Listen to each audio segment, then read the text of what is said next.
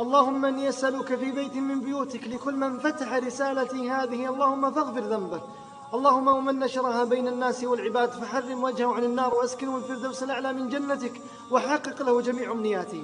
إلى أصحاب الهموم والغموم، إلى أصحاب الحاجات، إلى أصحاب الديون، إلى من حرموا شيئا من النعم، إلى من يشتكون ليلا ونهارا يبكون، إلى من ذهبوا إلى المستشفيات وبعضهم إلى المصحات، إلى من ذهبوا إلى الرقاة وإلى المفسرين، إلى من يأنون يشتكون إلى الخلق بالساعات، إلى من ضاقت بهم الديار وحارت بهم الأفكار.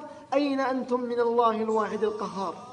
3 وصايا أبعثها من قلبي إلى قلوبكم، وأقسم بمن أحل القسم وأنا في بيت الله، من حافظ على 3 الوصايا هذه فلن يعرف الهم ولا الحزن إلى قلبه طريق ولا إلى حياته. الوصية الأولى الصلاة، والوصية الثانية القرآن، والوصية الثانية كثرة ذكر الله والسجود.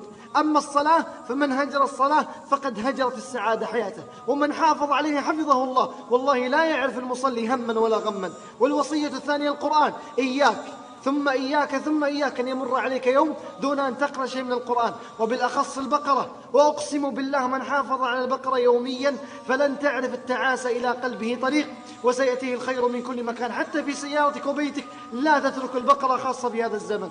الوصية الثانية كثرة ذكر الله، ولا يعرف الهم ولا الحزن رجل أو امرأة استدام على ذكر الله.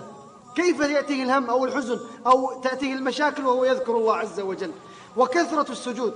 أطول سجدة في حياتك أخي المبارك، أختي المباركة، كم مدتها؟ دقيقة، دقيقتين، 3؟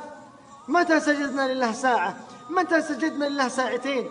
اعلم أنه ما وقع بلاء إلا بذنب، ولا رفع إلا بتوبة. فهيا بنا إلى توبة صادقة مع الصلاة ومع القرآن ومع كثرة ذكر الله ومع كثرة السجود وإطالة السجود، ليفرج الهم وينفس الكرب ويأتي الخير من كل مكان.